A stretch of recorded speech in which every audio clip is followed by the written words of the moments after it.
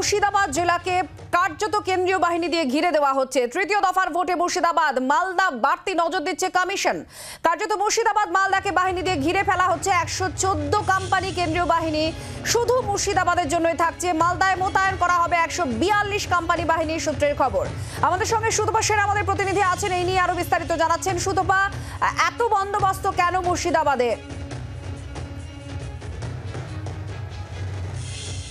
নির্বাচন হয়েছে, অর্থাৎ বিধানসভা নির্বাচন বা লোকসভা নির্বাচন অতীতে যেগুলো হয়েছে সেখানে বেশ কয়েকটা পকেট কিন্তু গন্ডগোল হয়েছে প্রত্যেকবার, এবং সেই নজির দেখেই কিন্তু নির্বাচন কমিশন সিদ্ধান্ত নিয়েছে যে মুর্শিদাবাদের উপর বাড়তি নজর রাখা হবে।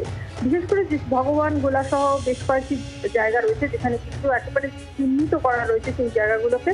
কারণ তুমি জানো যে জাতীয় নির্বাচন কমিশন কিন্তু প্রত্যেক জেলা ধরে ধরে তথ্য নিয়েছে, এবং সেই জায়গায় আজকেও জাতীয় নির্বাচন কমিশন যে সমস্ত জায়গায় তৃতীয় দফা নির্বাচন হয়েছে সেই সমস্ত রাজ্যগুলোর সাথে বৈঠক করেছে, এবং আজকে কিন্তু একেবারে সতর্ক করে দেওয়া হয়েছে মুর্শিদাবাদ এবং মালদার ব্যাপারে, যাতে কোনো রকম গন্ডগোল না হয়। প্রথম এবং দ্বিতীয় দফা ভোটের উদাহরণ টেনে বলা হয়েছে যে নিশ্চিত করতে হবে বুথের ভেতরে এবং বাইরে যাতে কোনো রকম গন্ডগোল না হয়, এবং বাইরে যাতে গন্ডগোল না হয় তার জন্য কুইক রেসপন্স টিম যাতে যথেষ্ট পরিমাণ থাকে তার ব্যবস্থাও করতে নির্দেশ দেওয়া হয়েছে।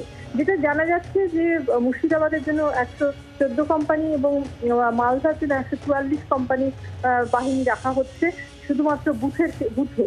এছাড়াও কুইক রেসপন্স টিমও কিন্তু প্রায় সমপরিমাণ রাখা হচ্ছে, এবং গোটা মুর্শিদাবাদ এবং মালদা অর্থাৎ তৃতীয় দফা নির্বাচনের জন্য 406 কোম্পানি বাহিনী থাকবে তৃতীয় দফা নির্বাচনে আমাদের রাজ্যে। কাজে তুমি বুঝতেই পারছো যে একেবারে বলা যেতে পারে সেন্ট্রাল ফোর্স দিয়ে মুড়ে ফেলা হচ্ছে, এছাড়া রাজ্যের বাহিনী তো থাকছেই। ধন্যবাদ সুতপা সেন আমাদের প্রতিনিধির সঙ্গে ছিলেন। বাংলার আওয়াজ, বাঙালির আবেগ, জি 24 ঘন্টা।